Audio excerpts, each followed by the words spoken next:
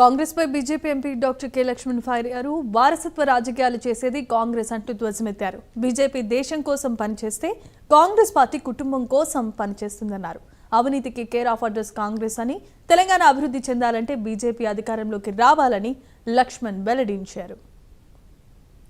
రాజకీయాలకు కాంగ్రెస్ తెరలేపితే ఎటువంటి family background రాజకీయ కుటుంబంలో నేపథ్యం లేని వ్యక్తిగా ఒక సామాన్య కుటుంబంలో వచ్చిన వ్యక్తి ఇవాళ ఈ రికార్డు సృష్టిస్తే కాంగ్రెస్ పార్టీ నాయకులు ముఖ్యంగా మల్లికార్జున ఖర్గే గారు, నెహ్రూ గారు 1942-47 తర్వాత వారు ప్రధానమంత్రిగా కొనసాగుతూ ఉన్నారు. కాబట్టి నెహ్రూ రికార్డును అధిగమించలేదని వ్యాఖ్యలు వారైతే చేశారో మల్లికార్జున ఖర్గే గారు చాలా సీనియర్ నాయకులు.